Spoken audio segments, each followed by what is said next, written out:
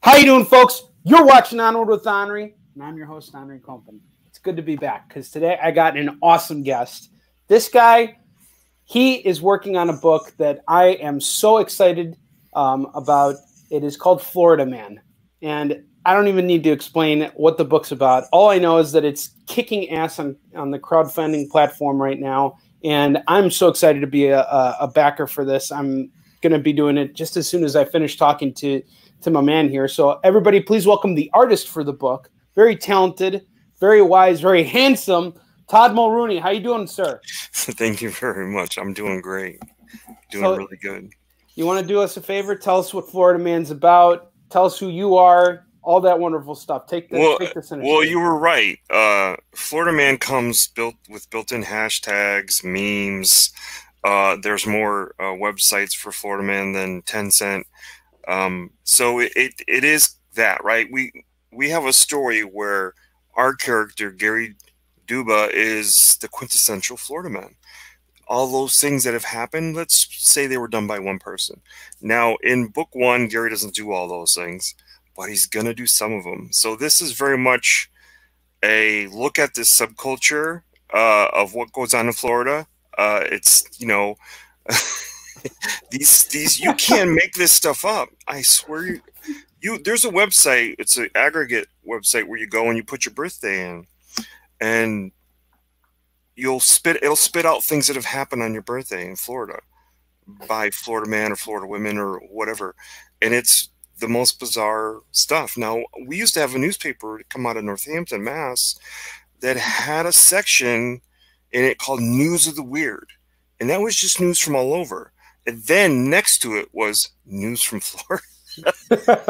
So they used to parody and pick on Florida and see which one was kind of more bizarre. And Florida always had, other than Germany, sometimes a lot of strange stuff goes on in Germany, but it always had a lot of you know, colorful, outrageous people doing really, really weird things, strange. So Gary is that guy. That's awesome. And you know what's really cool about this is when I checked out the campaign, which I promise you I'm going to back because this is something that I really want to be a part of. It's just every time I look at it, I'm never at a point where I have my credit card handy. But rest assured, I promise you I will be a backer. My point is this. This project combines a lot of really cool things that I like. It combines just the weirdness of what's going on in Florida, and it's also bringing comedy and comics together. But on top of that, it's really seems to be drawing a lot from one of my favorite shows of all time, Eastbound and Down, which, you know, Danny McBride is my spirit animal. You know, Kenny Powers, I'm like all about that shit. So like, this is really cool. And what I really want to commend you for, you're the artist on the book, and your artwork is just really like, it's amazing, man. What you've done on that, what you've done with just the cover and just some of the interior pages I've seen, it's really amazing. Thank you. Yeah. Thank you very much. So, is this your first main project? I would actually call it that because I've got some published work, but and something just fulfilled in this last 2 or 3 weeks. I was part of Graveyard Shift 2. Where I did 20 page of a character called Killer 99, and Graveyard Shift is basically the pitch on Graveyard Shift is if the X-Men were the Universal monsters. So you got your Dracula, you got your this, that, and they all really kind of have that X-Men vibe, dress wise and powers wise. Is a little different than just monsters. You know what I mean? So I did a character called Killer 99, and he was the Jason Voorhees kind of character, and Michael Myers. You know, he just kind of lumbers along, doesn't say anything. He's got a very blank stare, very dark character, and as you run away, all you had to do was keep running. But for some reason, you try to get into a car, or you try to get into a barn, or you're hiding in a meat locker. So, you know, it's that trope. You know what I mean? And the comic is like that. And so that was really my first big 22 or 20 pager that is published and is out, you know, hitting mailboxes as we speak. And then this began, and I've been pretty much, other than Ignition, my own thing, which I've slowly worked on and tooled and retweaked and stuff like that. But Mike's been a part of my life. Mike Barron, sorry, has been a part of my life for over a year. Who is the writer and creator of Florida Man, right? Mm-hmm. And I'll gush over Mike in a minute, but he's been a part of my life for over a year. So like say 18 months, and Florida Man's been part of my life for 18 months. And it started with some concept sketches and then some pages, right? And then we get to a cover, and the cover was because we were tied to a company out of Florida that was going to publish it. And that sort of, they had actually published a couple books. Geez, I can't remember. Something about Men Are All Savages? No, something like that.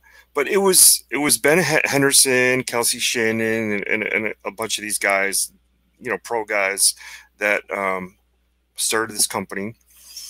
And so that cover was something colored by Brett Smith, who also lives down there and knows those guys, who works professionally, does some aftershock coloring for that company. I've seen his name in a bunch of those books, and he knocked it out of the park. It's really a synergy between me and Brett. I mean, as much as I get all the credit for it, I can't say enough about what Brett did and what he added. He added so much to that cover. So Mike Barron, veteran of the comics industry, over 30 years, really when they took Punisher out of Spider-Man and started giving him his own mini series at first. Then they gave him his own series. It was Mike Barron and Klaus Janson. And that was an incredible run for a long time. Is this the same Mike Barron who did Excalibur 3000 with Brian Bolland? Am I thinking of the right person? If it's Mike, I mean, it could be. I'm gonna look that up, but keep going. I'm pretty sure, unless you know someone will prove me wrong. But obviously, Mike Barron's Nexus, Badger, Flash, Atari Force. Yeah, I've definitely seen his name and read his work before, and I gotta hand it to him. It is really amazing how you guys have been promoting this. Hold on just a second here. Let's see if he did it. Excalibur 3000. No, I don't think he has. But yes, the other I've definitely seen his Punisher work, or read his Punisher work with Klaus Janson. When I was a kid, one of the only, well, not one of the only, but Nexus, I had every copy. One of the few independent books where I have like all of Rocketeer and all of the Zoic Tales, but Nexus is over 100 issues. Right. And so when I say it's the only, really only big collection of independent comics that I was really into, I had to have everything Nexus. And that was, you know, Mike Barron and Steve Rude. Steve Rude, an excellent artist. Dude, Steve Rude, legendary, man. Right? Yeah. And so even when he didn't draw, it was drawn by Garcia Lopez and these other giants of the industry. So it wasn't ever, you know, filled in with a bad artist ever. Even Badger was a great book with always great artists. So Mike is legendary. I mean, obviously, this all started with really a chance to work with him. I mean, because I really didn't buy into the Florida Man. Florida Man doesn't slot anywhere. It's not superheroes. It's not horror. It's not this. It's not that. It's comedy, which is like, how do you pull that off in comics? It's just kind of like... Not only is it comedy, Onrie, it's not written comedy. It's situational comedy. Yeah, right. It's the visual, you know? Yeah, So and it's the gestures that you need, and it's the punchlines, and that's very hard to deliver. You really got to be honed in, and not to say that you can't pull things like that off. Even horror, I think, is extremely hard to pull off in comics because you got to wait for those visual cues, and you don't have the suspense of sound and motion and, you know, all those other things to really play off of it. You got to work off of the art. Now, I've read some really great horror comics, so I can't knock it that much, but comedy, man, that is a hard thing to pull off in comics. And I would imagine difficult in the sense that, you you have a lot of talking. I mean, you talk sitcoms, right? What are sitcoms? It's people talking in a room and you're waiting for that punchline. But what I find so brilliant about Florida Man is you're kind of knocking you're hitting the superhero thing, whether you want to admit it or not. Florida Man, there. It's just like, you know, and it really hits on all those current tropes. But on top of that, what you got is a situation that I don't know who's been promoting for you guys, but they're doing a fucking brilliant job with all the. That's you? Yeah, that's me. You are brilliant. You are fucking brilliant. The Hugh Jackman reading your book and Rob Liefeld and Jim Lee. That's brilliant. It's great because everybody knows you're not really. You know, even if it doesn't matter if they're really reading it or not. The point is that you've made it work. I wanted to tip my hat to you for that. I mean, every time I see an ad for your book, I'm like, this guy's fucking awesome, and it's supposed to be funny. That stuff is really very easy, by the way. Of course. Especially a guy, right? Whoever it is, a celebrity or Kevin Feige, and they're on an isolated color, right? They're on ice. Like I found Kevin Feige on red, and all you're doing is magic wanding the red, and it'll grab it all. Now you've isolated him against a raster layer. Now you bring in the Florida Man cover, and it looks like he's giving a TED talk in front of your cover. Absolutely. And even though it's not true, who the fuck cares? You're promoting a satire. And it's I honestly I really tip my hat to you. That is brilliant, absolutely brilliant marketing, especially with everything that's going on. You know, we're all isolated. It's very hard to like get your stuff out there and get anyone's attention. But the way you're doing it, I mean, I think the results show with how much money you guys have raised. So far you guys have raised how much? Over 20K. That is fucking insane, dude. That is awesome. That is incredible. So you talked about Mike Barron now and what he means to you and how you guys have been working. How did you guys connect in the first place? Just through social media. He knew, you know, I had worked prior to this with Paul Kupperberg. And so, you know, it's kind of the same circles, veteran guys. These guys, you know. I love fucking veterans. Yeah. They're the best. Absolutely. I agree. And that's they're the best mentors. It's kind of why I watch your show, because you have a lot of those guys on. Absolutely. Well, you know, David Anthony Kraft and Jim Salicrup, those guys are, you know, very close in my circle. You know, they've taught me everything I know about comics, and you know, I think it's great. Like next, you know, I'm trying to get more of those guys on there, you know, and they really just have so much wisdom to share. And it's like, you know, they had their moments in the spotlight, and, you know, now they're kind of enjoying seeing all their work being adapted to the big screen. And it's really cool to see what's happening, because, you know, when they were working in the earlier days in like the 70s and shit, like the walls were always coming down at Marvel. You know, the industry was always like falling, and it was always a matter of time before comics was, you know, done and, you know, finished. But these guys kept doing stuff. It didn't matter. They kept putting stuff out. And, you know, Roy Thomas, like back in the day, he had so much work that it was really hard for him to just, you know, like pass to hire at the capacity that they really needed. So, you know, when David Anthony Kraft came on board, you know, like he just, you know, Roy handed him a bunch of stuff, and like, you know, you slowly start getting the hang of it, and the work was just really dynamite, and some of the best stuff came out of the veterans. You know what I mean? It's really the sad thing is, Onrie, is a lot of these guys still have that ability. Yes. To entertain. I don't, regardless of what's going on in the industry, it doesn't really, you know, I know it's kind of falling apart and crumbling, whatever. But one thing that they've done by mistake, and I don't know if they even realize it, but they've hired a lot of people that didn't have the resume or cachet to do this work. And what they've lost is those guys knew you write a story to pull people into the narrative. You don't put yourself into the narrative. And I don't know if you get that, but there's a lot of that going on there. Is they're putting themselves in a narrative. The superheroes aren't fighting supervillains for super stakes. They're worried about getting a latte and what's going on with the girlfriends and what's going on around them socially, and that's not escapism, you know, unfortunately. So I really think, like you talk highly of these people, and I think very highly of them, and I really think the people that could save the industry from what's going on is them.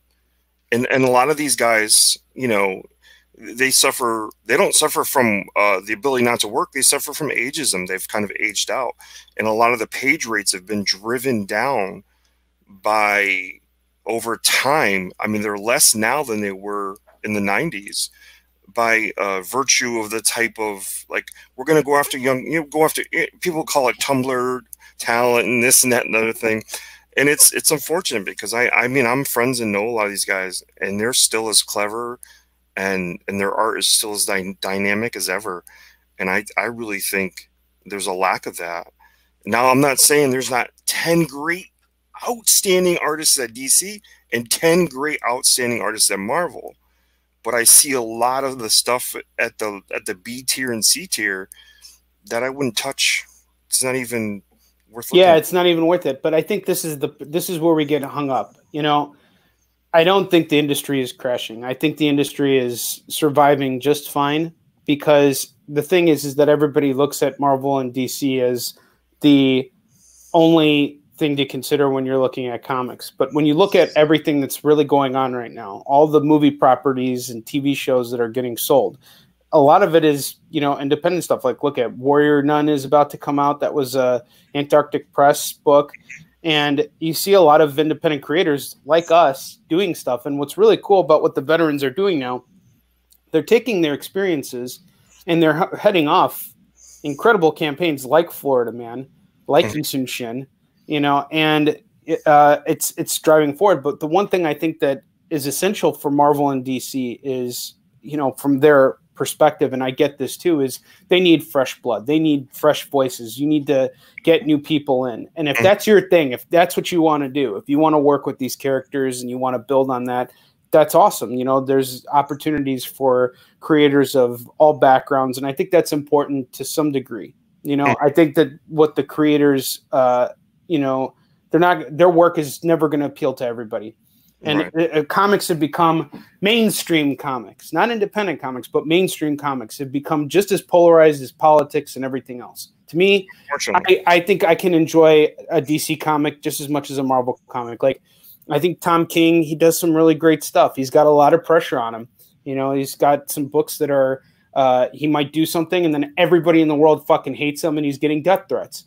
But I think that he also does stuff that I enjoy and that I think is really well thought out and that I look to for inspiration. Like what he's doing with Strange Adventures right now, it's really brilliant. He did really well with Mr. Miracle. It's not everybody's cup of tea, and I get that. You know, everybody's going to be polarized, but you know, it's really hard now to look at these properties because they're properties. It's not like real like innovation in the sense that you created this stuff. You're just working within a platform, and you could be creative and you could do really cool stuff, but it's a lot harder than, say, coming up with your own stuff. The hardest thing about what we do, I think, is that we have to actually build everything. We have to build the momentum. We have to do everything from the ground up. We have to be the Stan Lees of our projects. And, you know, I think that's where the real challenge comes in. And, you know, again, to speak about success, you know, look at so many of the other creators who are going to Kickstarter and just fucking destroying, you know, Alton Simpson. I'm going to just use him as an example because I'm totally inspired by what he does, what he's been doing with his book. I mean, even during this pandemic, he's been visiting the stores at Curious Stuff. He's constantly going over there, making sure that they're stocked, signing books for his fans, and just getting out there. I'm jealous of him because I want to be able to do it, but a lot of my stores so far are just kind of like, they're just opening up. Everybody's very cautious because of what's going on right now. So here's a question for you now, because you know, you're my guest, and I want you to have more time to talk than me. How have you been dealing with everything that's going on, and keeping yourself motivated as an artist, and through this campaign? Because crowdfunding campaigns, they will break your fucking soul. But you seem to be staying on top of everything. How are you managing? How are you doing? It's okay. you know, we're only a couple weeks in, right? But it is what you're saying. I mean, because I take time in the morning to think up some of those things, or grab some people who have black t-shirts on and put Florida Man on. That's really easy. If it's a solid color, it's easy. And so I do take some time in the morning to think that out and do that. And then I go a little deeper and I Google, you know, 10 best ways to do this or 10 best ways to do that. And I'm always finding, you know, even though the project manager, we have a project manager, he's doing a lot of great stuff behind the scenes and press releases and things like that. But I'm still, you know, this is me. This is our lifeblood. This is me and Mike. And so I want to drive the machine too. You know, I realize that's what you're talking about. We're the Stan Lee. So I have to drive that machine. I don't have Marvel or advertising dollars or any of that. So I got to do it myself. So I do spend time doing that. Drives him a little crazy because he says less that, more pages. But it's, I don't, you know, it's campaigning is tough. It is hard. And you do, and everybody wants to get pages done during the campaign. I want to get stuff done during the campaign, but you can't, because you have to constantly be on your feet. You have to constantly be thinking about meeting that next goal, reaching those new heights. And it's impossible. It almost feels like you're trying to climb a ladder, but you can't reach that next rung, you know, and it's hard. And most of the time I find from the crowdfunding campaigns that I've done, and speaking with other creators who have done crowdfunding campaigns, you know, you get to a certain point and then you're just like, all right, I got to focus on the campaign. I will be creative after I'm done, because it really does just demoralize you. And especially with everything that's going on right now, it's like, even if you want to promote, here's what's happening right now. Every new thing about COVID or about some new fucking virus or about the political spectrum or about, you know, the protesting or anything like that is going to be way up here. Whereas if you're promoting and then you have Amazon advertisements that are like, you know, that show up on your Facebook feed because Facebook's listening to everything. And if you mention like, you know, whoopee cushion, you're going to see an advertisement for all kinds of whoopee cushions on your Facebook feed. But then underneath that, somewhere buried underneath all the other, you know, hate, you know, the hate that's going on between people who are either of the left or the right, arguing about their points of views, is us, and we're promoting. And we have a very high unemployment rate right now. We got people who are not working, and yet here you are. You're still promoting. You're still doing your thing. You're still fighting the good fight. And I admire that incredibly, because I got to be honest with you, man, it has been super tough. All of my conventions are canceled now, pretty much. You know, I'm just waiting for the last few to turn up, and that's it. You know, so 2020 is a bust. And in terms of me pushing Yisun Shin, I've done as much as I possibly can. I've created commercials. I've gotten out there and pushed. You know, you can only push so much, though. You know, at some point you start to get annoying. But there's this line. There's this line that you don't ever want to cross, where you're getting intrusive, especially in a time like this, where people might look at what you're doing and saying like, hey, you know, this is going too far. But I find the way that you're managing this is just, it's a fresh breath of air. It's like, okay, we're all fucked now. And I scroll down and I see a Florida Man thing, and I'm like, this is fucking hilarious. This guy's awesome. You know? And even if I didn't back it, I think with the message you're getting across when you do that, the relief you're giving people, even for just 1 second, that is a very powerful thing. Thank you. I mean, I really appreciate the kind words about the marketing. Again, some of it's all really easy and fast and quick. Sure.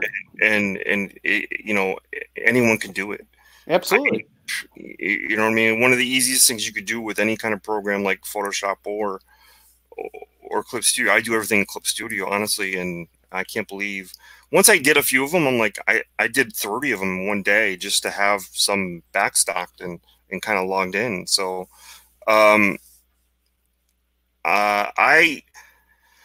enjoy the ones that show that I'm using my talent more so than just the ability of a program. So I've done a few memes. I've like the Tom Brady one I did, I really liked, and I can do, I have a couple other ones that are out there. Then I did the Miami Herald one where our character Gary was arrested for the 5th time, and it was poking fun at somebody who did something for real. So those are the ones that I really enjoy, because those are the ones that you got to create a little bit of an asset for, and it takes telling a story.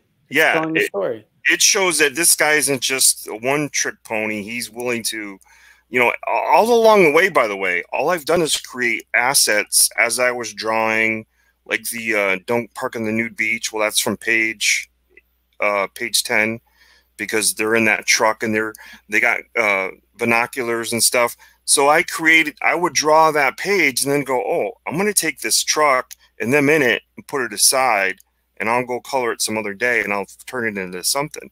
And so this kind of stuff that we can't come up with, I love that kind of stuff. Yeah, for sure. And to see that this is something that really wasn't your forte, but kind of you fell into it. Now let's dive into you as an artist. Okay. So what's your beginning? How did you get into comic book art, and how did you develop your style and everything? I remember you and I had talked about working together at one point in 2016, and I apologize because we were talking through Twitter, and I typically don't really look on Twitter very often, but I see your artwork now and I'm like, damn, this guy knows what he's doing. So, and I see that you've been working really hard over the years to refine your style to get to a point where you are at now. Tell us what do you do? Like, how do you feel? Like, what's your journey been like? I dabbled around in it and got really close I started obviously young, drawing all my life. Always loved to sit there and draw, trace, put in my own muscles, kind of figure all that out and figure out why does this look so dynamic to me. And then so I trace the outline and then try to replicate what I saw on the inside and stuff, and get the symbol of Superman right, all that stuff. I did all that all growing up. And then I really started taking it seriously and, doing a little bit of a deep dive. I'm self-taught. I wish I wasn't, by the way, but I'm self-taught. So you get the books like Bridgman and Loomis and stuff like that. You get all those books, How to Draw the Marvel Way by John Buscema and Stan Lee. And you're just toiling away. And I toiled away and got really close in my 20s with a lot of help. I was on a show last night where one of the people that helped me was actually in the chat. It was Nelson DeCastro. And he was one of those guys that I would show my work to, and he'd say, oh, this is wrong, or this is right, or you're doing really good with this. Now take it to this level. And it was Jerry Ordway, Nelson, and this guy named Chuck, and a guy told me how to pronounce it last night. I'm still going to butcher it, but Wojciech. He drew Justice League for a while. He's still around. I see him doing these little models that he makes and stuff, and you still see some of his artwork. But I don't know if he's on any kind of project or doing anything. But these guys really helped me a lot.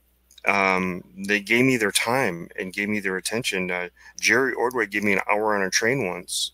Riding back from New York convention to, I was going back to Springfield, Mass, but he was dropping off along the way because they all live in Fairfield, Connecticut. All the guys that worked at Marvel and DC that didn't live in the city, they all lived in Connecticut. So I got lucky a few times. I got a lot of extra time. I was a clean cut. I always wore like a tracksuit and dressed like that. I was always either preppy or sports looking. So I got behind lines, and that worked in my favor because there were very talented artists. I mean, some of these names like Mark Beecham, whose portfolio looked amazing, but they wouldn't talk to him.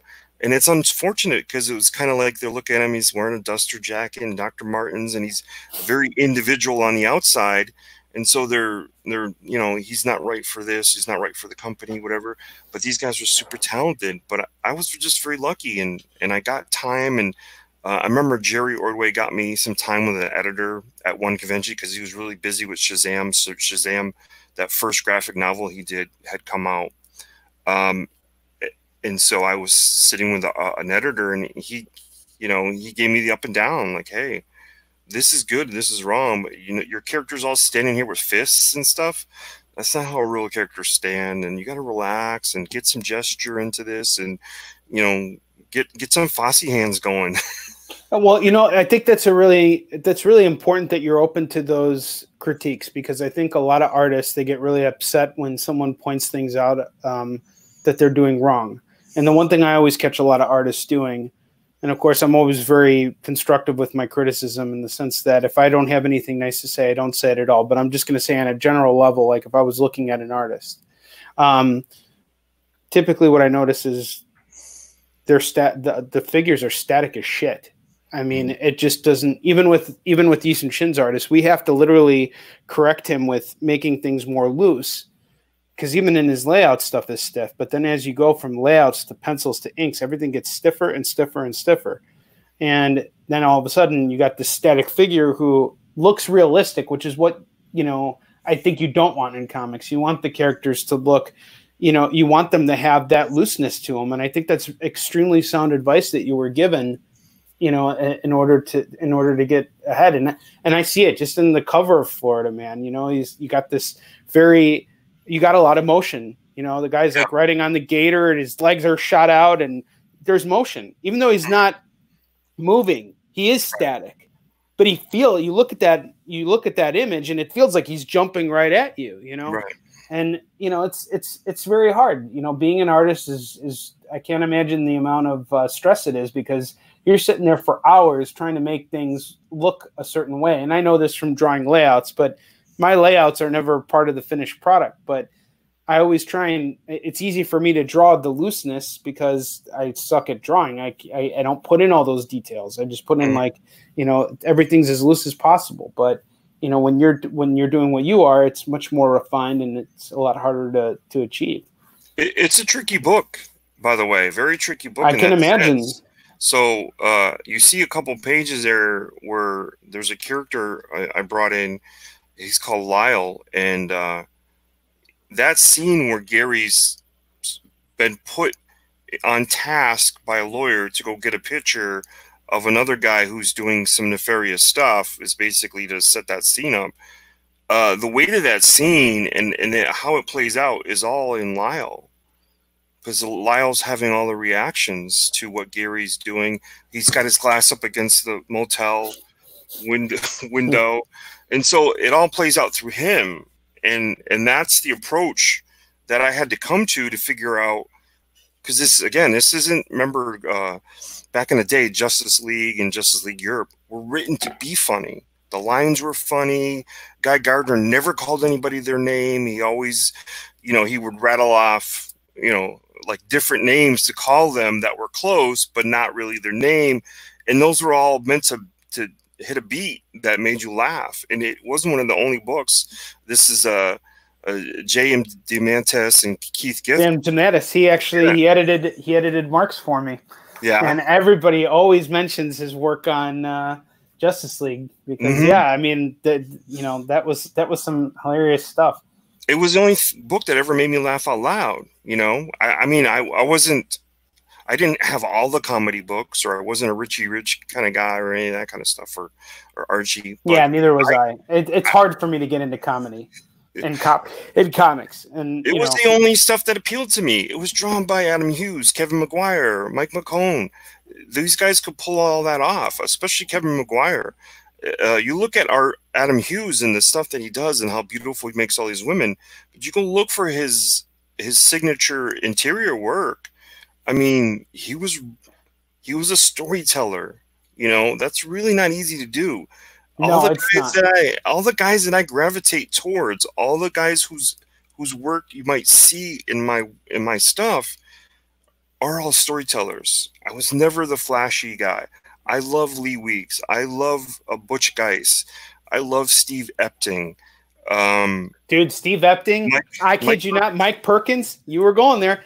Dude, I kid you not. When I was making Yisun Shin and I was following trends, I was looking at Epting and Perkins' work on Captain America from 2008 when they were with Brubaker. And when they introduced Winter Soldier and did all that awesome shit. the way that book was drawn, colored, you know, written, everything about it was perfect. And that was exactly the kind of style and feel and everything that I wanted for Yi Sun-shin. It, you know, Captain America, that's one of those books, man. It's just like, you've seen some really great talent emerge from it, you know? And, you know, just, yeah, all these guys, everything you're saying to me right now, it's like you're hitting on all the right notes here, you know? In Florida Man, the only thing I did to make Florida Man unique versus my style that's very Geis and Epton, I took a lot of the balance away, because if you look at Velvet, the balance there, that's about 60-40 black on every page. And it worked. It created a mood. It was well colored by Elizabeth Brettweiser. So Velvet is like the master class of comic books for me. Even Lazarus is another master class book for me. Ruse, master class book. But I had to pull back a little bit of the balance because these characters, I needed to add to their gesture. I didn't want to have so many solid blacks because they're meant to carry a certain weight, because it's all realism, right? It's a little different. So I did pull the balance back to about 50-50, maybe sometimes 50-40. But Epton's Velvet, absolute brilliant. You know, some of my other work and my superhero work is very much like that balance, that really heavy black. We should talk after this. Well, you know, because I'm at that stage. It's interesting because Alton's mentioning we have to give people an escape from this reality. And one thing I've realized recently is that I can't escape from this reality. But now that all these conventions have been canceled, which is my livelihood, you know, like I depend on conventions and I can't go to any of them. So this year it's like, boom, it's done. I might get a few store signings in there, but it's not going to make up for what I've lost by not being able to attend conventions. So I was thinking about it. I remember the last time I felt like this was when I was first starting to get into redeveloping my approach to comics, because the first comic I ever put out was shit. Everybody's first comic is shit, right? And I blame myself the most. And what I kept doing was I had an idea. I liked it, hired an artist, got together, didn't even pay the guy. I can't even say I hired it. I collaborated with an artist, and I just wasn't happy with the end result. So I tried redoing it. Then the artist left, and I tried redoing it again, and that was it. And then I was like, you know what? I'm going to stop bringing artists on until I figure out what I want to do. And I started to kind of think about something. And I had a whole bunch of ideas laid out there. I was doing a lot of research, and then all of a sudden I discovered Yi Sun-shin, and I was like, you know what? This is really kind of like steering me in a different direction. I started going in that direction. So over the last 10 years, that's where it's gotten me. And now I feel like I'm in this position where it's like, okay, for the next 6 months minimum, I'm not going to be working. And if that's the case, then I need to do something. I need to fill my time. And I want to do a new project. And that's something I've been constantly talking to all the other guests that I've had on the show, is picking your brains and trying to understand like how you guys go about doing what you're doing in terms of actually creating stuff. Now you're an artist, so you know it's a little different, but like in terms of writing, like I've decided I want to do a superhero story, and not because I'm committed to superheroes, but because I really want to prove that I can do it. And I had an idea for a superhero, and it fell flat, you know, and I think it's really hard to establish superheroes in the current, in this current generation because of what's going on. But can it be done? Of course it can be done. It's been done already, and it's continuously done. But yeah, I'm just kind of like going through this process right now. And it's funny because you mentioned the kind of art style that you're talking about, and the kind of art style I see coming out of Florida, man. That's really like the kind of style I like working with the most, you know. And I've tried working with artists who provide different types of styles, and it's great and all. But when I have to invest, when I have to bootstrap this motherfucker, which I'm going to have to do anyway, you know, and I'm going to have to be out there and selling it. I want to believe in the work that I've put out there, and I want to tell a smart story. You know, like I look at Tom King, who's just, you know, totally killing it right now. I feel like a lot of his projects are really smart, you know, like Mr. Miracle, he had all those 9-panel pages, and yeah, it gets kind of exhausting looking at these 9-panel pages, but that's the point of the story, is it's meant to be that, you know. And what I see him doing with Strange Adventures so far is completely opposite of that. You don't see that many 9-panel pages at all. Everything's kind of like breathing and doing its own thing. And, you know, I think if you're going to do superheroes, you got to have something really important to say that hasn't been said already, or if you're going to say the same thing, say it in a different way. But I you know, going back to what you were saying about narrative, you know, like making it about the characters and not inserting yourself so much into it. I wonder if there's validity to that. I mean, you know, I think why do you say that? Just curious. Well, because the first thing that any writer needs to do, or any escapism entertainment needs to do, is entertain. That's your first rule. Entertain. Mike, if you want to have Mike on, we'll hook you up with Mike. That's the first thing to tell you. My job is to entertain you. Okay, so either put something personal, but not what's out. Because who wants to go outside their door and then that's and just see the same shit? I agree with you. We need that escapism. So if you're going to put something personal, then it's more of a inner feeling and not so much what's going on out here. But then you want to create something that pulls people into the narrative that you've created, and you want to grab them by the throat and shake them around and make them feel something. And that's what Mike always says is just, you know, I'm going to make your eyes pop out of your head, because the things that are going to be in here are going to be so fantastic and so dramatic. That's where the comedy lies. Is you're going to go, oh my God, why is he doing this?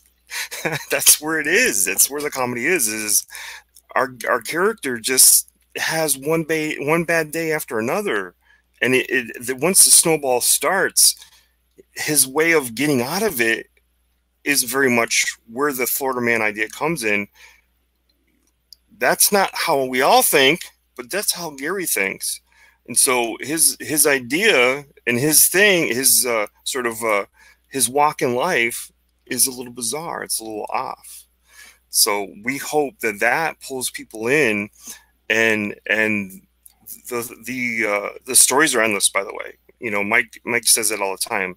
So again, this type of thing, as far as the writing itself, there's a lot of material there. There's a lot of things, you know, because we are hitting that whole idea of that trope of Florida Man. It's a very real thing. That's why it says Florida Man is live and real.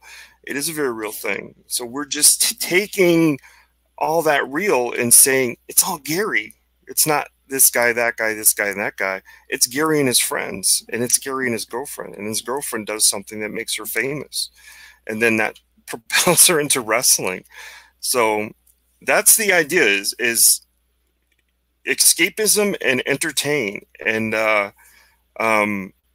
if you're going to write my motto, superheroes fight supervillains for super stakes. That's a good point. Because here's the thing, like I said, the reset button has been hit, right? So I went back to what I did prior to finding Yisun Shin. And what was I doing? I decided to go back to the basics.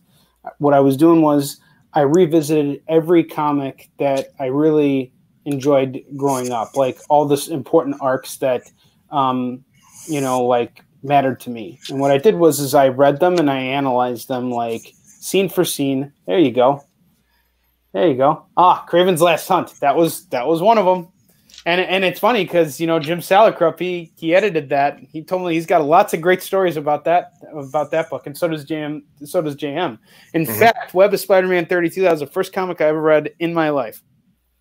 Ever came across in my life. It was amazing. And yeah, so I've been kind of revisiting stuff, and actually, but rather than revisiting, I'm taking my analysis to a whole new level and trying to digest new stuff, and, you know, trying to take what I can from it in order to figure out what I want to do. Because I agree with you, superheroes fight supervillains for super stakes, and, you know, it's got to matter, you know.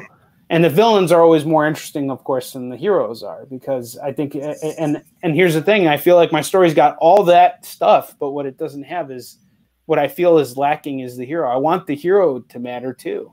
You know, I think that's an important aspect of it. The heroes only is, the villains are only made better when you have a great hero.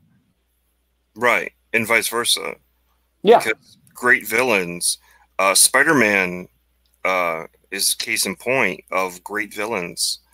They're pretty much all derivatives of each other in that sense, but still great. And then there was that personal, like making them personal, which made it great, you know, because there was close connections. They weren't just the guy from California wants to come to New York and fight me because he wants to fight me. No, it was all very in Peter's world that made it interesting. Peter had 99 problems, but being Spider-Man wasn't one of them. That's interesting. Yeah, I mean, yeah, being Spider-Man was never the problem for him. That's when he was his most confident. And I think that's the idea, is that's what makes the hero interesting, is when he puts on the mask, he becomes something greater. But it's really the dichotomy of who he is behind the mask, because that's what makes the hero. Right. You know, and yeah, I mean, it's hard, because I don't want to just do another superhero book. I don't want to just say, okay, I did a superhero book, it's out there, I'm done. I proved I could do it, because I could have fucking done it a long time ago. You know, you give me an assignment, I'll knock it out. It ain't a problem. I ain't scared about it, and I'll do the best I can, and it'll be great. But I really want to do something smart. If I'm going to do it, I want to make a splash. I want to make a difference. You know, just like I did with Yi Sun-shin, and that's something that I'm on that journey of self-discovery right now, to really figure out what that project is. And you seem the kind of guy like that I would want to collaborate with, and especially like in terms of promoting. Jesus Christ, man, you got it. You know, you got everything. I'm a cerebral artist, and sometimes that's to a fault. But I'm very cerebral when it comes to what I do, because the one thing that's the most important to my job is the story. Right. I agree. That's coming from an artist. That is the most important thing. Every artist, you ask them, what's the most important thing? They'll tell you one thing or another. No, it's always the story. Everything must serve the story. And I bet you learned that from a vet. No, absolutely. I'm not of the opinion. I know people say on every page, put something that pops. If it's not there in the story, don't try to force it. Doesn't matter. You're driving the truck with your art, and so whatever stops her along the way and wherever that truck goes, and you know, that's the key. So it's never flash over anything. It's always story. You look, Lee Weeks, who's the guy, Spider-Man, Rick Leonardi, you know, never. Oh yeah, Rick Leonardi, man. These guys were never those guys. I mean, I see the dynamic storytelling and all that. Cal Buscema, by the way. Yeah. He I mean, that guy did more Spider-Man issues than you could ever imagine, and his stuff was always great. It was always consistent. I swear I looked not too long ago. I wanted to say it's over 140 issues. They weren't consecutive, but there was only a 1-issue break here and there. It wasn't 3. He wasn't gone for 3. No, he did over 140 issues. He was always dependable, and you know, both Dak and Jim have had experiences working with Sal, and they said that like he always came through, and you know, it shows. I mean, look at the body of work that man has done. He's done just such a huge amount of work throughout his career. That's my favorite era of Spider-Man, by the way. I agree. That's what I grew up on. I mean, that would, you know, all the stuff that was done in the 80s and 90s, you know, that was really great. And I mean, I kind of I fell off the bandwagon a little after the fact that Kane died, I think, or the Jackal died again, and Ben Reilly became Spider-Man. So at that point, I kind of I fell off the bandwagon, not because I lost interest. I liked what was going on. A lot of people were like, oh, this is horrible stuff and everything. But I loved the Clone Saga. I loved everything that was going on. And I liked how they brought back Peter Parker and made him the original guy again. And, you know, I know we all knew it was kind of coming, but I remember reading the issue of Spectacular Spider-Man, drawn by Sal Buscema, as a matter of fact, where they revealed who the real Peter Parker was. And when you found out it was Ben Reilly, it was like, holy fucking shit. That was a moment in comics. And I remember I was riding my bike to the comic shop every Wednesday to get those books, you know. Those were some great times. And, you know, you're talking about a period of time where all the great villains of Spider-Man's Rogues Gallery were used, and about 8 new ones were created. Oh, yeah. Actually, a lot of them were killed off. Dr. Octopus was killed off. Kraven's son was killed off. Chameleon basically, like, got locked up because, like, fucking Spider-Man scared the shit out of him. Vulture became, like, younger or something like that through the live stream thing that he created, and you just had, like, all kinds of wacky shit going on. New villains popping up, being revamped. I mean, they were doing such... Hobgoblin, and there was no Green Goblin there. They only brought him in towards the end. You know, It was, you know, everything they did with Jackal, bringing Jackal back. I remember Amazing Spider-Man, what was it, 399 or 398, where you saw that cover of, like, Jackal bursting out of that tank with all that green slime all over him. That was an amazing issue because it's like they built up to that so brilliantly. You know, the fact that they were bringing him back, and he wasn't just, like, back. He was totally different. He wasn't this, like, small little guy who was running around in a funky suit. He was like a fucking huge deformed human Jackal. It was crazy.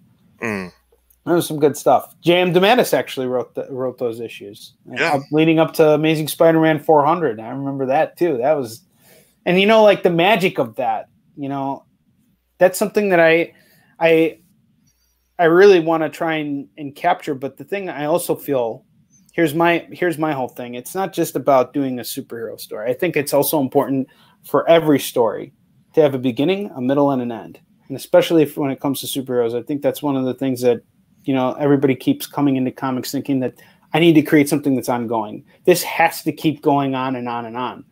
But I think that it's better when it has a beginning, middle, and end, because that way you do everything you need to do with the characters, and that's it. You don't need to just keep on dragging it on for the sake of commercial appeal.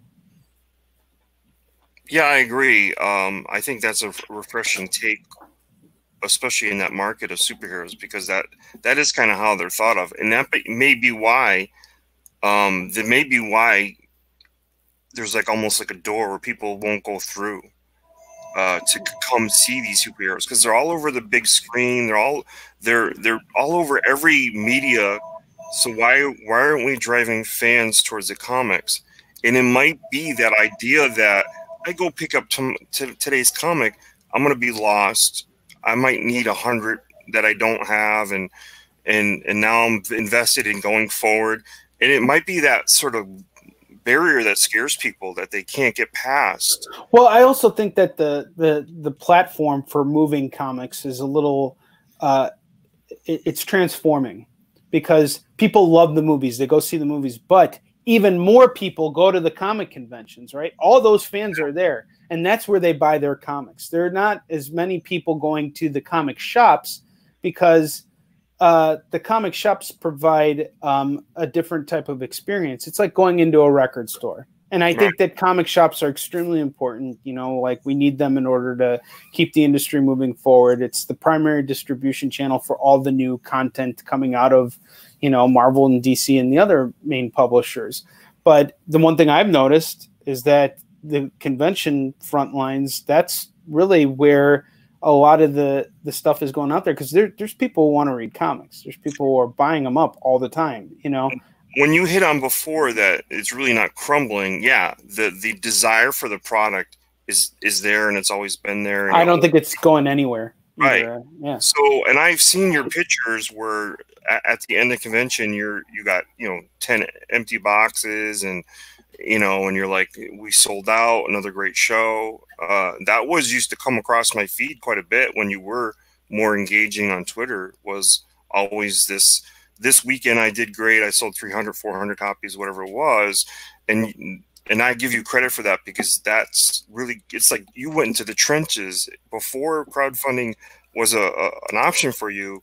You were in the trenches selling it the old fashioned way, going to anywhere you could and putting it in people's hands. And you had to engage. I'm sure you had to engage every one of those buyers into, hey, give this. Absolutely. I absolutely did. And it's always, that's what makes it, I love that experience, you know, and I yearn for it. But I look at what's going on now and I'm like, all right, well, I can't do that. That has been cut off for the moment. So Right. why you created this? This is a different avenue. It's something you didn't, you know, I'm sure you were a little leery, a little scared, unsure. I'm scared every fucking time I do a convention. You're doing great at it. I mean, you've from episode 1 to now, you have something that's really, really key. And you get great guests, and you do a great job with them, and I appreciate that. And you have that same thing as I do, and I kind of use this baseball analogy. Those that came before you, they all paved the way for you. Yes, they did. Absolutely, absolutely. But the one thing I'm going to say I've learned more from this pandemic is it's the people that are coming after me that I'm also going to be able to learn from and pay, and that I should be paying more attention to, because I think there's a lot of up and comers right now. Well, I do believe are the future of this business, and seeing the work that they're putting out there, it's tough sometimes. I mean, you look at these guys and you're like, fuck, why didn't I think of that? Or like, who the fuck is this guy or girl or whatever?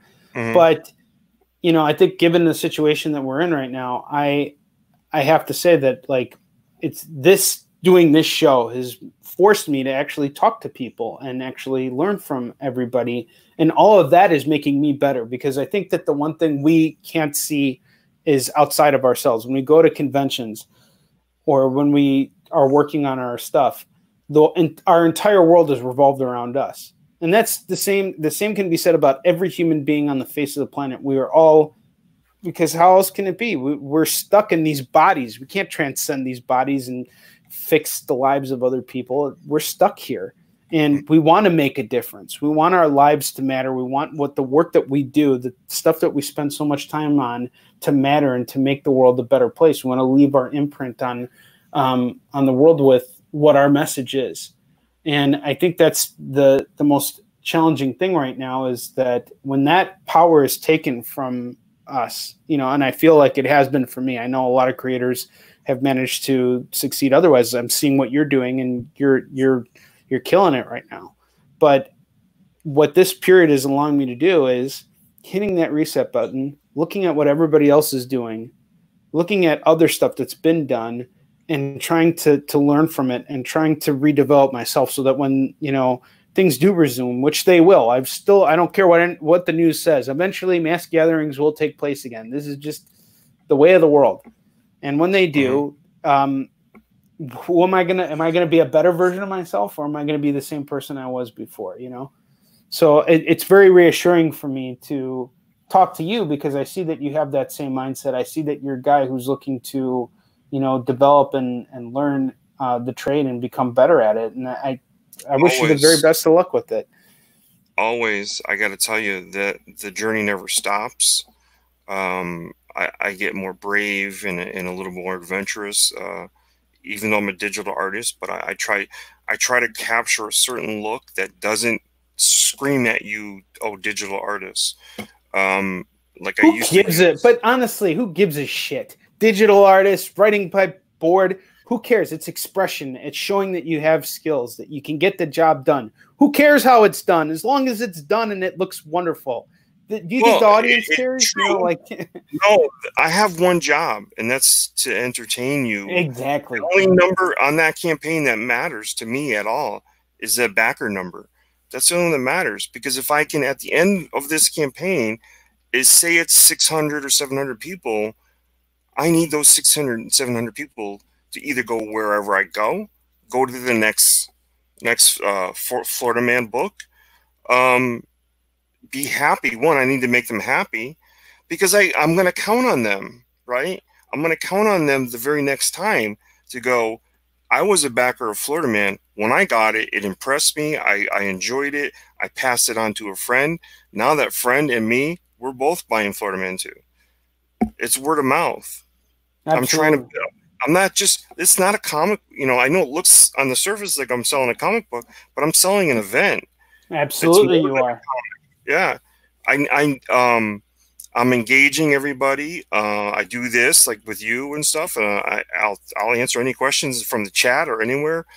People are asking me all kinds of stuff. I answer every single comment on the campaign, everywhere I go, all that marketing stuff, you know, whatever. I'm willing to talk to anybody because I have to earn, like, I can't count on you to be word of mouth. No, you can't count on anything to be word of mouth. You have to be the guy that pushes everything. You're doing great. And the fact that it's coming out of an artist, like, you're an anomaly, my friend.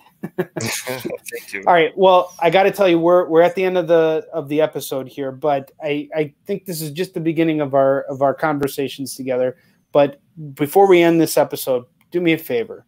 Tell us all where we can find Florida Man, where we can back it right now. And I'm gonna let you take the stage here again. Florida Man is exclusively on IndieGogo right now. We're at I think it was, let me see. Let me just look at it real quick. 270% backed. We had an event that happened that a lot of people covered. Our project manager did a Reddit and said, "Hey, Mike's coming back to comics after a successful launch of Nexus prose novel. Come check out what Mike and Todd are doing. It's called Florida Man, blah, blah, blah." And we got banned. And Captain Frugal and Heels versus Baby Faces and Clownfish TV all did a segment on the whole idea, the article that came out talking about we were banned. Really gave us a nice big push. We're thankful and lucky. But we want this to keep going. So you can find Florida Man graphic novel, volume 1 on IndieGogo today. Hopefully you'll back it. Awesome. My friend, do me a favor. Hang out backstage for a second. I'm going to close out the show. I'd like to chat with you before we end this. All right? All right, excellent. Absolutely. All right. Hang on. How do I get there? There we go. What a great episode. Awesome, dude. Tomorrow, I got another great guest. I'm looking forward to seeing you guys. Thank you so much for tuning in. Do me a favor. Hit that subscribe button. Go on Patreon. Look up Onrie Compen. Become a patron. Help me out with this because what's happening, I'm developing a lot of stuff right now with Onward with Onrie and with new projects. I keep talking about this new project. Eventually, it's going to come out there, and I'm going to need your help in order to get it to the masses. So do me a favor, hit that subscribe button. Go on Patreon. Support your favorite Onrie because there's only one Onrie Compen. All right, folks, I'll see you tomorrow with a brand new episode. Until that time comes, onward to victory.